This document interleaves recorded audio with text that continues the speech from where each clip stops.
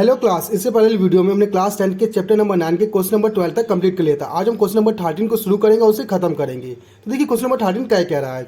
ये कह रहा है कि एक ऑब्जर्वर है, ठीक ना, from the top of a 75 metre high lighthouse. एक लाइट हाउस है जिसकी हाइट कितनी दी है, 75 दी है। उसके ऊपर एक ऑब्जर्वर बैठा हुआ है फ्रॉम द सी लेवल। अब जो लाइट हाउस है वो सी लेवल पे। अगर आपने नोटिस किया होगा लाइट हाउस होते कहाँ हैं, ये समंदर के किनारे होते हैं, ठीक ना। अभी हमारा समंदर है, इस समंदर के किनारे क्या है, लाइट हाउस है। अभी जो हमारा लाइट हाउस है, ध्यान देखिएगा, यहाँ पे एक ऑब्जर्वर बैठा हुआ है, व्यक्ति बैठा हुआ है। इसकी हाइट कितनी दी है, 75 लिख लेते हैं। इतना क्लियर। अब आगे बोल रहा है कि ये बंदा देखता है, डिस्पर्जन करता है ऑफ अ 2 शिप, 2 शिप को देखता है, 30 और 45 एंगल बनता है, ठीक।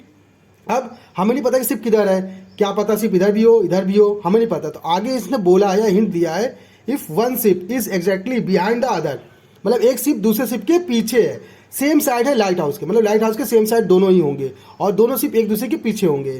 तो एक शिप हम यहाँ बना लेते हैं अपना, ये हमारा एक शिप है और एक शिप हमारा यहाँ पे है, दूसरा शिप यहाँ पे है, ठीक ना। अब दोनों शिप एक दूसरे के क्या है, पीछे। मान लो ये शिप 1 है और ये शिप हमारा 2 है। इतना क्लियर। अब ये बंदा देखता है पहले इस शिप को, फिर इस शिप को देखता है, तो एंगल क्या बनता है, 30 और 45। क्लियर। हमें पता है, या इससे पहले वाली वीडियो में हमने बात कर ली थी कि जो ऑब्जेक्ट पास होगा उसका एंगल क्या होगा, बड़ा बनेगा, और जो ऑब्जेक्ट दूर होगा उसका एंगल क्या बनेगा, छोटा बनेगा। तो देखिएगा कि 45 किसके लिए बनेगा, इसके लिए बनेगा, ठीक। तो पहले ये ऑब्जर्वर इसे देखता है, ध्यान से ये देखा इसने। तो देखिए इस लाइन के पहले हमें एक लाइन ड्रॉ करनी पड़ेगी, ठीक, ताकि 45 पहले यहाँ बनेगा। क्यों यहाँ बनेगा, क्योंकि इसका आई साइड के हिसाब से वो नीचे की ओर झुक रहा है ना। मेन वो देखेगा तो सीधा देखेगा, लेकिन वो देख किधर रहा है, नीचे की ओर, तो झुका हुआ है ना, कितना एंगल झुक गया, 45। अब ये लाइन और ये लाइन क्या है, हमारी पैरेलल है, तो ये दोनों हमारे एंगल क्या हो जाएंगे, अल्टरनेट। तो ये 45, तो ये भी कितना बन जाएगा, 45 डिग्री। इतना क्लियर। अब दूसरा कितना दिया, एंगल 30 दिया है। तो देखिए अब ये लड़का जो है या जो ऑब्जर्वर है, ये इसको ये वाले शिप को देखता है, तो जब इस शिप को देखता है तो एंगल कितना बनता है, 30। तो ये एंगल बनेगा 30, तो ये भी एंगल हमारा कितना हो जाएगा, 30 हो जाएगा। इतना क्लियर। अब इसमें आगे बोल रहा है कि the same side of light house find the distance between. क्या फाइंड किया, डिस्टेंस फाइंड करना है बिटवीन किसके, दोनों शिपों के, मतलब S1 और S2 के बीच की डिस्टेंस फाइंड करनी है। तो इसे हम ले लेते हैं x, इनके बीच डिस्टेंस को, यहाँ से डिस्टेंस को हम ले लेते हैं y। इतना क्लियर। अब नोटिस कीजिए कि टोटल यहाँ से लेकर यहाँ तक की डिस्टेंस क्या होगी, x और y को जोड़ देंगे तो x प्लस वाई। इतना क्लियर। अब देखिए आपको 2 ट्रायंगल मिला है, एक ट्रायंगल आपको ये मिल रहा है और एक ट्रायंगल आपको ये मिल रहा है, 2 ट्रायंगल मिल रहे। अब इस ट्रायंगल में अगर देखा है तो यहाँ पे हाइट और बेस की ज़्यादा बात हो रही है, इसकी बात हो नहीं रही है की, तो हम इसे काउंट नहीं करेंगे। इतना क्लियर। तो यहाँ पे देखिए परपेंडिकुलर और बेस शिप किस में होता है, 10 में, तो हम यूज़ करेंगे 10 थीटा। थीटा कितना दिया, 45। अब 10 के लिए पता है फॉर्मूला क्या होता है, परपेंडिकुलर अपॉन बेस। परपेंडिकुलर कितना दिया, 75, और इस 45 के लिए बेस कितना दिया, देखिए यहाँ से तक की डिस्टेंस y है।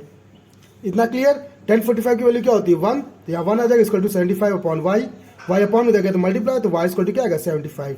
यहाँ से कह सकते हैं कि हमारी क्या डिस्टेंस आ जाएगी, यहाँ से यहाँ तक की। इतना क्लियर। और इसे हम इक्वेशन फर्स्ट मान लेंगे, ठीक। अब लेंगे हम ये वाला एंगल। ये वाला एंगल देखा है तो ये ट्रायंगल हमको मिल रहा है, कौन सा एंगल मिला है, ये ट्रायंगल। इस ट्रायंगल में परपेंडिकुलर कौन है, ये, और बेस यहाँ से यहाँ तक है, मतलब x प्लस वाई है, ठीक। तो इसमें हम लगाएंगे 10, एंगल कितना दिया, 30, इक्वल टू परपेंडिकुलर कितना दिया, 75, और बेस कितना दिया यहाँ से यहाँ तक, x प्लस वाई। इतना क्लियर। अब 10 30 की वैल्यू क्या होती है, 1/√3 equal to 75 upon x plus Y की वैल्यू हमने निकाली हुई है 75, यहाँ पुट कर देंगे, ठीक। अब ये पूरा इससे मल्टीप्लाई करेगा, ये इससे, देखिए इतना मल्टीप्लाई करेगा 1 से तो वही नंबर आएगा, तो क्या आएगा, x प्लस 75 इक्वल टू ये मल्टीप्लाई करके क्या आएगा, 75√3। इतना क्लियर। अब इस 75 को उधर भेज देंगे तो क्या आएगा, x इक्वल टू 75√3 माइनस 75। इतना क्लियर। अब आपको दोनों में क्या चीज़ सेम दिख रहा है, 75 दिख रहा है, तो हम 75 क्या कर लेंगे, कॉमन कर लेंगे, तो क्या आएगा, √3 माइनस 1 और x। तो यहाँ से कह सकते हैं कि x की वैल्यू जो आएगी क्या आएगी, 75 ब्रैकेट में √3 माइनस 1 मीटर, और यहाँ से हमारी प्रॉब्लम सॉल्व हो जाएगी। तो ऐसे इंटरेस्टिंग सवालों के लिए आप हमारे चैनल पे बने रहेगा। अगर आपके पास मैथ से रिलेटेड कोई प्रॉब्लम है तो आप हमारे कमेंट बॉक्स में कमेंट करके हमें बता दीजिएगा, उसका सोल्यूशन हम आपको बता देंगे। तो आज क्लास के लिए धन्यवाद।